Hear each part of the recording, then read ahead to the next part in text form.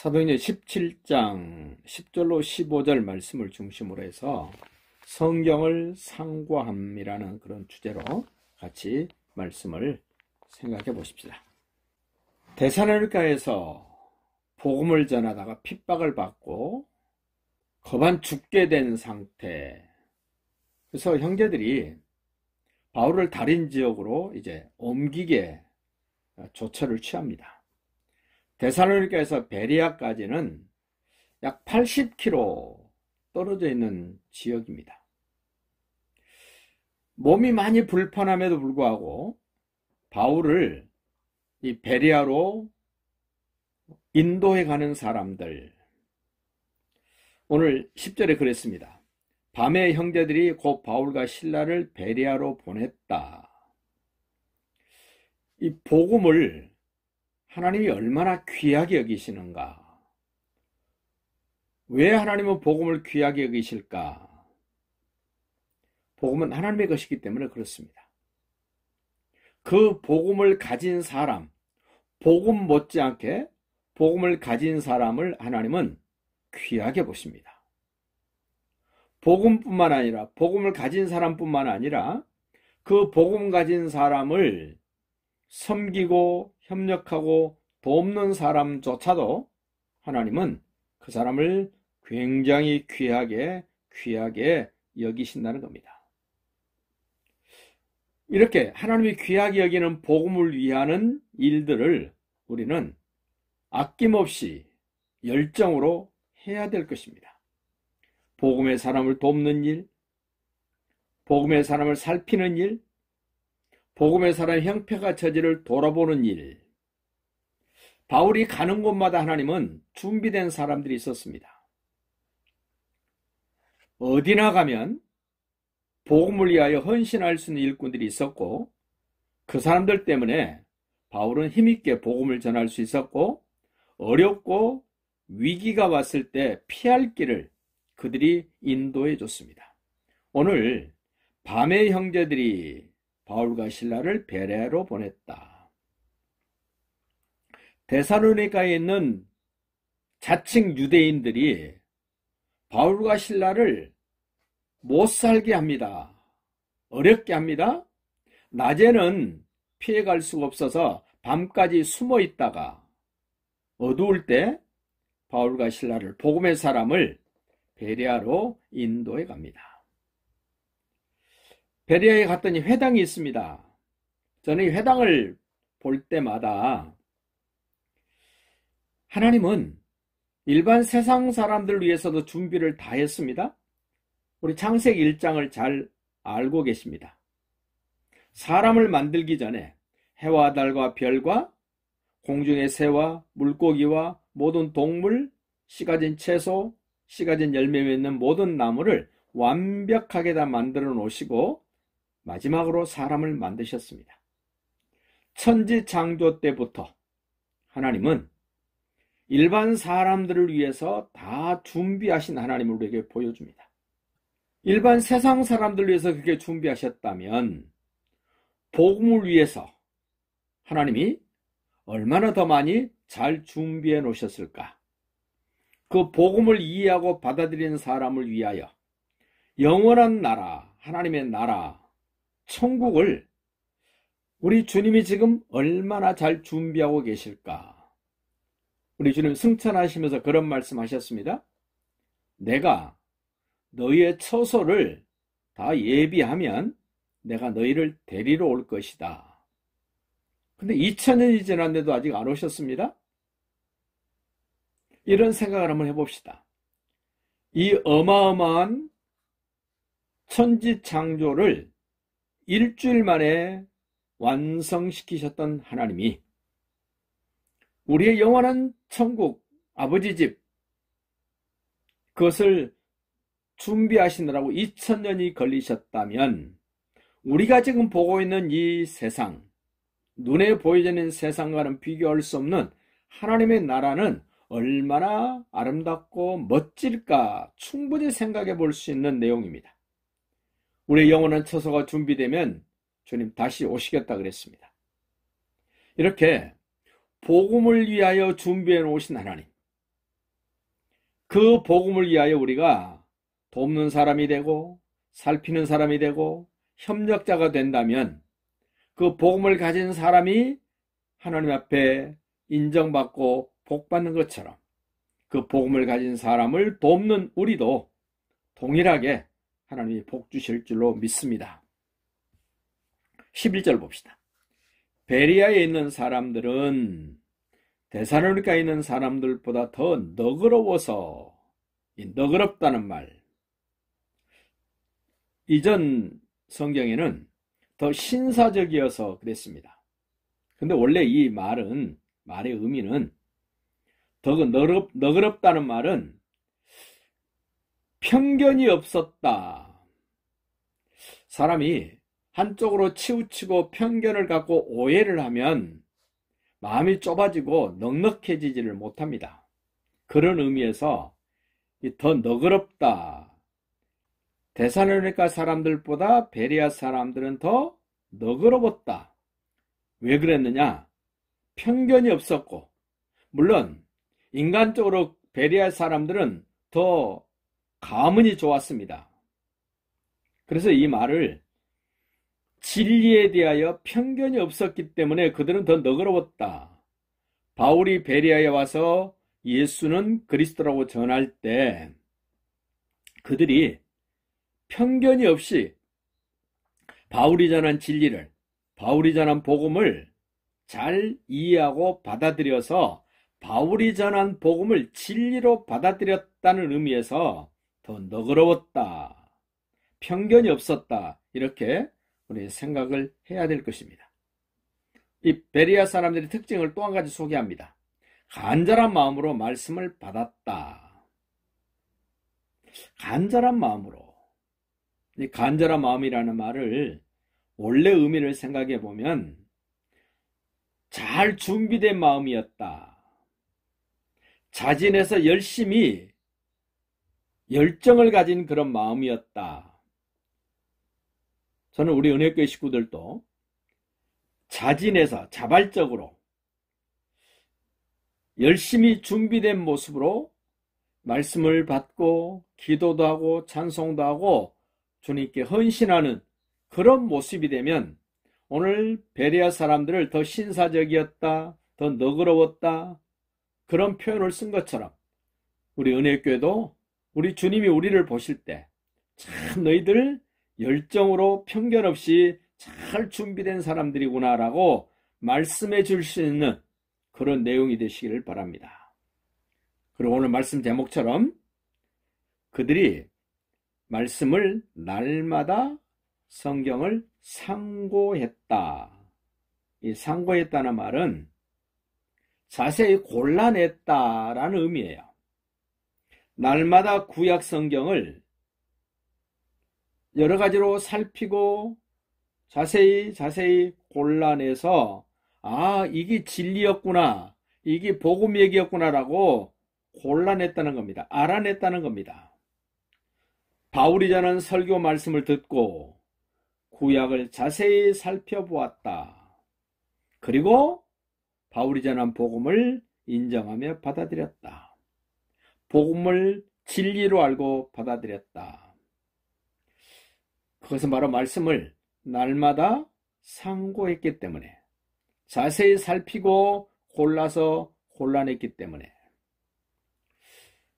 전에 시골에서 방아를 찧어서 가마니에다가 쌀을 담아오면 가끔 쌀 속에 방아가 찧어지지 않는 벼 껍데기가 그대로 있는 것들이 덜어 나옵니다.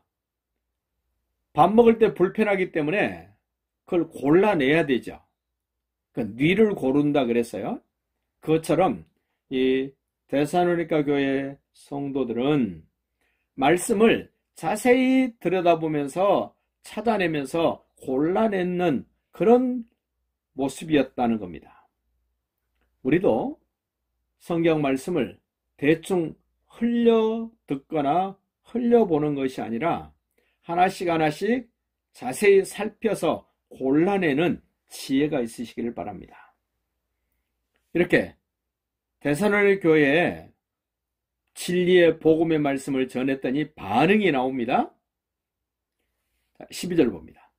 그 중에 믿는 사람이 많고, 바울이 복음을 전했더니 예수가 여인의 후손으로 오셨고, 그분이 십자가에 달려 피 흘려 죽으시고 무덤에 장사 지낸 바 되었다가 3일 만에 살아나셨고 부활하셔서 여러 형제들에게 보이시고 승천하셔서 성령을 보내셔서 우리가 지금 그 성령의 역사로 복음을 전하러 베레아까지 왔습니다 라고 말씀을 전하자 그 말씀을 듣고 믿는 사람이 많았습니다. 저도 어디 가든지 복음을 바르게 전하면 반응할 줄 아는, 믿을 줄 아는 사람이 많아지기를 바랍니다. 이번 3월 17일부터 29일까지 인도 파트나에 가서 말씀 전하는 것도 그 인도 현지 목회자, 그들이 또 들은 말씀을 전했을 때 이런 베레아 교회처럼 믿는 자가 많아지는 복음의 능력이 함께하기를 원합니다. 여러분도 가서 복음을 전할 때 듣는 사람들이 믿어지는 사람들이 될 수 있기를 예수님의 이름으로 축복합니다.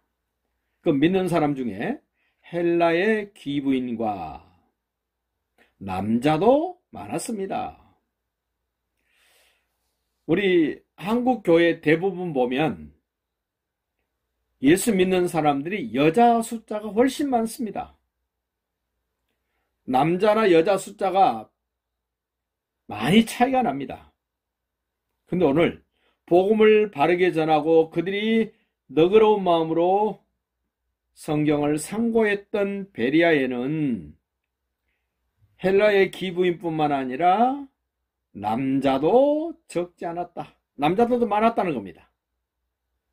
우리 은혜교회도, 우리 조국교회도 믿는 사람이 여자와 남자의 비중이 거의 비슷하게 가고 어른뿐만 아니라 젊은이와 어린아이들도 많아지는 그런 역사가 있기를 바랍니다.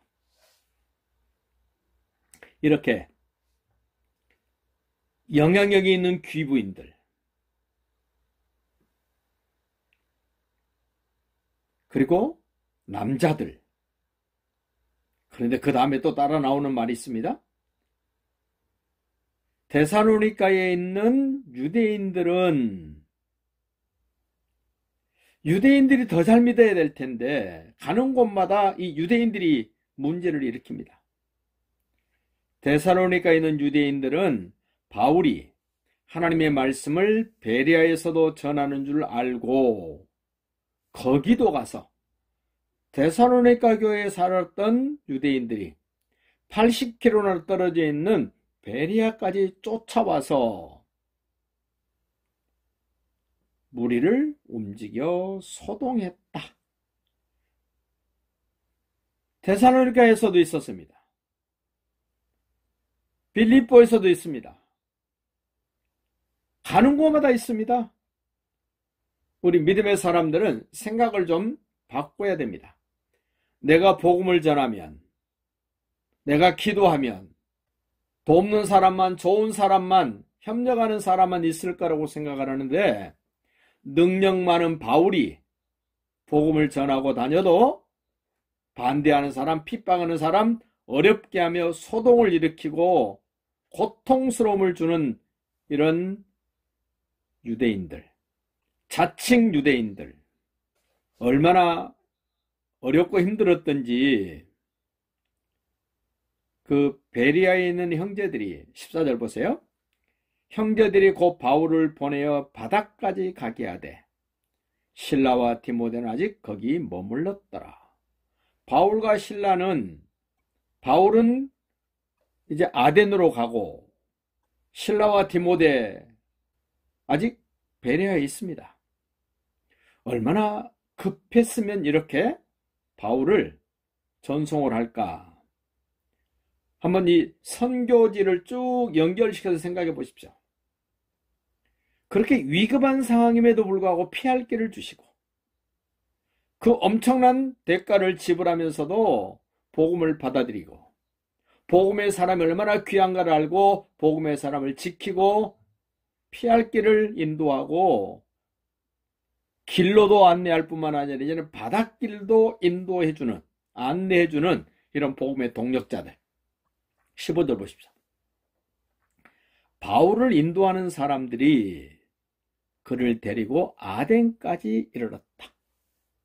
어떤 한 사람이 계속해서 바울을 안내해 주는 것이 아니라 지역에 가면 거기에 복음을 깨닫고 복음을 위하여 헌신하는 사람들이 있어서 다른 지역으로 또 인도해 주고, 또 다른 지역에 가면 거기서도 복음을 듣고 깨닫고 복음의 헌신자가 된 사람들이 해서 또 다른 지역으로 인도를 받고, 이 역사가 기독교의 역사입니다. 이 역사가 하나님 나라의 역사입니다. 오늘 우리도 지금 부천에서 복음을 전하면 하나님이 언젠가는 또 다른 지역에 가서 복음을 전하게 할 겁니다. 저는 선교지 갈 때마다 느껴지는 것이 있습니다. 누군가에 의하여 선교할 수 있도록 환경이 만들어지고 조건이 갖춰지고 그 현장에 가면 감격스럽게 복음을 받아들이고 이해하는 사람들이 있습니다. 그러한 모든 일들이 어떤 특정한 사람이 계획하고 준비한 일이 아니라 하나님이 그렇게 준비해 놓으시고 하나님이 그렇게 지키시고 하나님이 그렇게 인도하신다는 사실을 구체적으로 경험을 하게 됩니다. 왜 이렇게 내가 살고 있는 지역이 아닌 다른 지역으로 배 타고 한참을 가야 되고 걸어서도 80km, 100km나 떨어진 곳으로 복음의 사람을 인도한다는 것은 복음이 얼마나 소중한가를 아는 사람이기 때문에 그 일을 하는 겁니다. 이 복음은 하나님의 복음입니다. 세상의 복음이 아닙니다. 하나님이 만들어 놓으신 복음입니다. 이 복음이 영원한 하나님 나라로 우리를 이끌어가기 때문에 복음의 소중함을 압니다. 복음 자체가 매우 중요합니다. 복음보다 더 중요한 것이 있겠습니까? 복음이 중요하기 때문에 복음을 가지고 있는 복음의 사람이 중요한 겁니다. 우리는 세상 살면서 무엇이 가장 중요하다고 생각하는지 그 우선순위를 한번 정립할 필요가 있습니다. 나에게는 무엇이 중요한가? 세상 사람은 돈입니다. 세상 사람들은 지식입니다. 세상 사람들은 명예입니다. 세상 사람들은 권세입니다. 세상 사람들은 인기입니다. 그러나 하나님의 사람들은 복음이 가장 소중하다는 것을 아셔야 됩니다. 그리고 복음을 가지고 있는 그 사람이 얼마나 소중한지. 우리 주님 다시 오시면 복음을 가지고 있는 사람들을 다 데려가십니다. 복음의 사람들이 이 세상에서 다 들림받아서 하나님께로 가면 이 세상은 마치 쓰레기 태우듯이 다 불태우실 겁니다. 왜 그런 일이 벌어집니까? 소중한 복음을 가진 사람들이 없기 때문에 세상은 심판하는 겁니다. 불태우는 겁니다. 다시 한번 오늘 이 짧은 사도행전 17장 10절로 15절 말씀이지만 우리 기독교 역사가 여기에 다 농축되어 있는, 함축되어 있는 그러한 것을 들여다보면서 복음을 이해하는 일, 데살로니가에서 베레아로, 베레아에서 아덴으로, 아덴에서 이제는 에베소로 계속해서 움직여가는 이 하나님 나라의 역사를 보면서 지금도 그 역사는 계속되고 있는데 그 일에 나도 쓰임받고 나도 협력자가 되고 나도 인도자가 되면서 하나님 앞에 섰을 때 잘했다 칭찬받고 인정받고 상급받는 우리 모두가 될 수 있기를 예수님의 이름으로 축복합니다.